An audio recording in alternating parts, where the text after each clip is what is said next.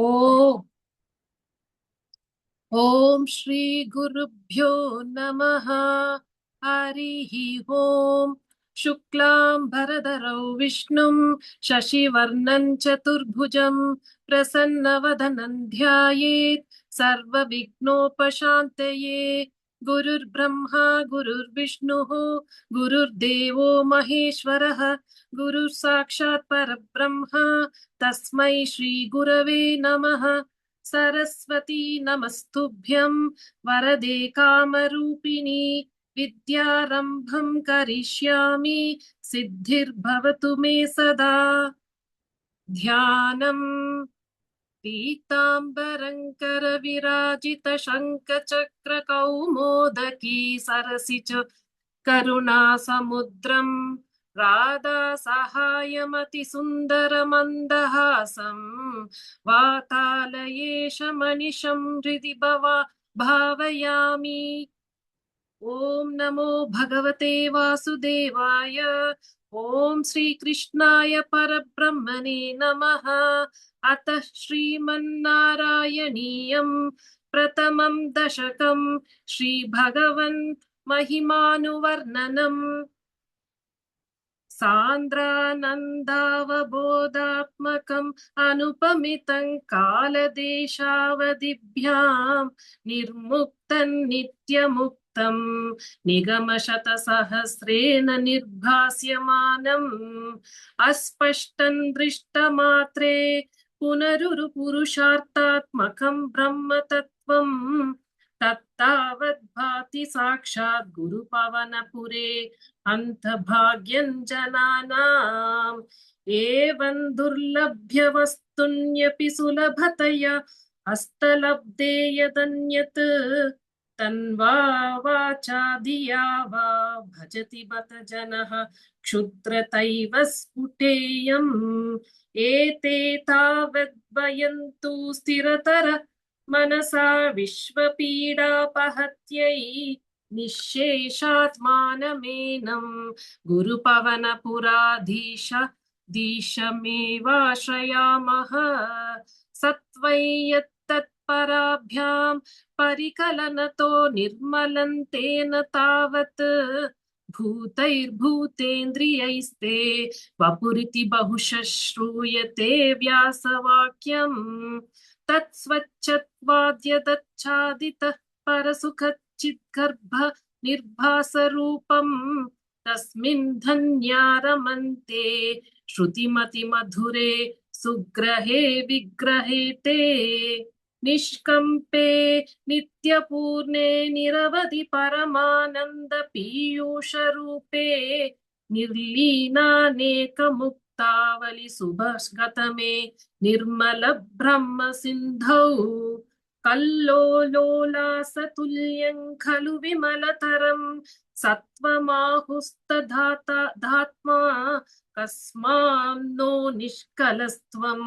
सकल इति वचस्त्वत्कालस्वेव भूमन् निर्व्यापारोऽपि निष्कारण मज भजसे यत्क्रियामीक्षणाख्यां तेनैवोदेति लीना प्रकृतिरसति कल्पापि कल्पादिकाले तस्या संशुद्धमंशं कमपि तमतिरोधायकं सत्त्वरूपं सत्त्वं धृत्वा वादधासैः स्वमहिम विभावा कुण्ठवैकुण्ठरूपं तत्ते प्रत्यग्रधाराधरललितकला यावली केलिकारं लावण्यासैकसारं सुकृतिजनदृशां पूर्णपुण्यावतारम् लक्ष्मी निःशङ्कलीला निलयनममृतस्यन्दसन्दोहमन्तः सिञ्चत् सञ्चित्तकानां वपुरनुकलये मारुताकारणात् कष्टाते सृष्टिचेष्टा बहुतर भवखेदावहा जीवभाजाम् इत्येवं पूर्वमालो चितमजितमया नैव मध्याभिजाने नो चे जीवः कथौ वा मधुरधरमितं त्वत्वपुश्चित्रसाद्रं नेत्रैश्रोत्रैश्च पीत्वा परमरससुधाम्भोधिपूरे रमेरन् नम्राणां सन्निधत्ते सततमपि पुरस्तैरनभ्यर्थि तन्नाप्यार्थान् कामानजस्रं वितरसि परमानन्दसान्द्राङ्गतिं च इत्तन्निःशेषलभ्यो निरवधिकफलपारिजातो हरे त्वं क्षुद्रन्तं शक्रवाटी ध्रुवमभिरक्षत् व्यर्थमार्तिव्रजोऽयम् कारुण्यात् काममन्यन् ददति खलु परे स्वात्मतस्तौ विशेषार्थ ऐश्वर्याधीशतेऽन्ये जगति परजने स्वार्थमनोऽपीश्वरस्त्वं त्वय्युच्चैरारमन्ति प्रतिपदमधुरे चेतनास्फीतभाग्याः त्वञ्चात्मा रामये व्यत्ये तुलगुणगणाधार शौरे नमस्ते ऐश्वर्यं शङ्कराधीश्वर विनियमनं विश्वतेजोहराणां तेजस्संहारि वीर्यं विमलमपि यशो निःस्पृहैचोपगीतम् अङ्गासङ्गा सदा श्रीरखिल विदसि न क्वापि ते सङ्गवर्ता दद्वाता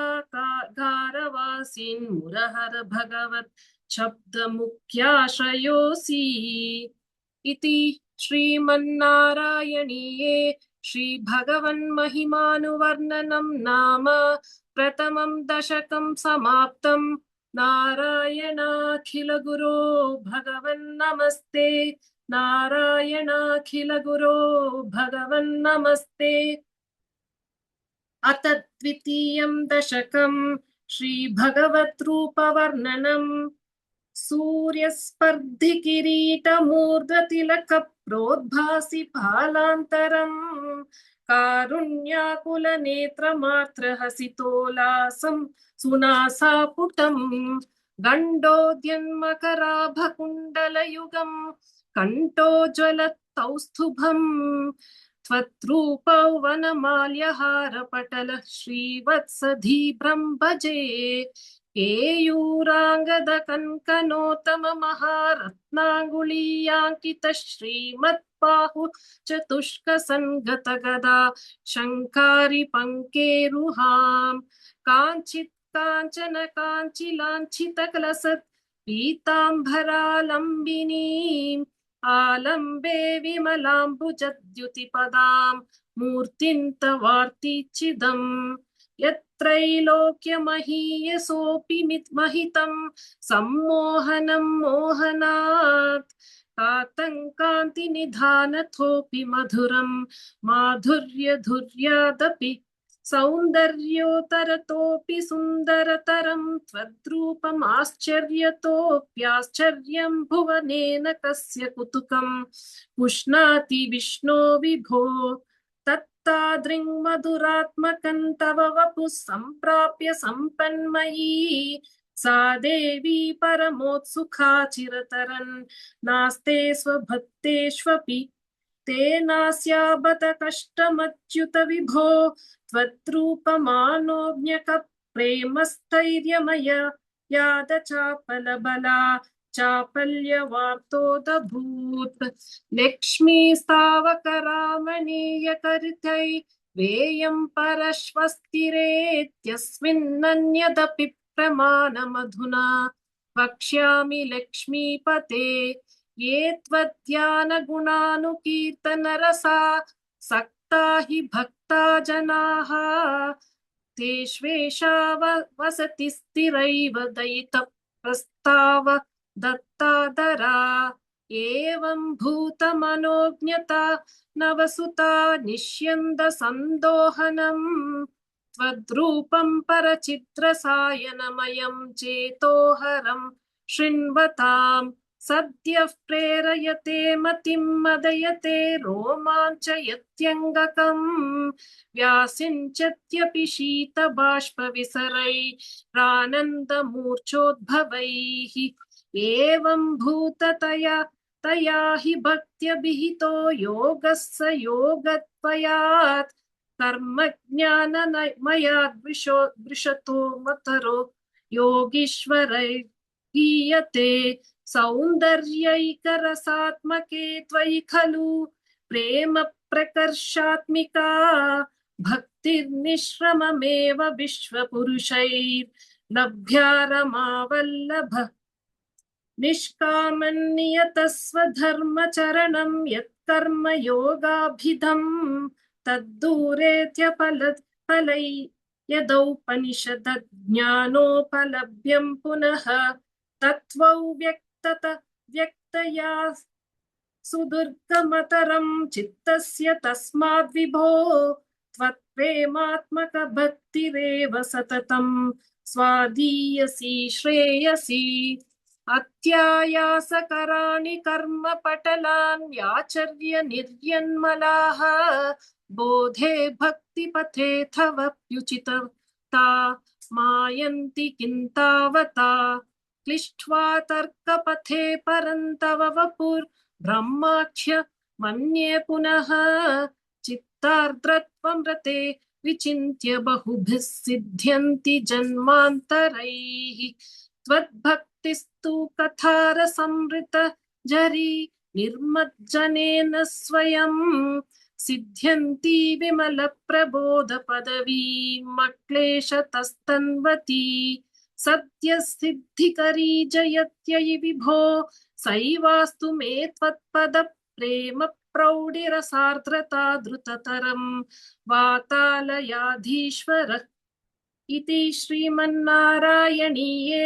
श्रीभगवद्रूपवर्णनं नाम द्वितीयं दशकं समाप्तं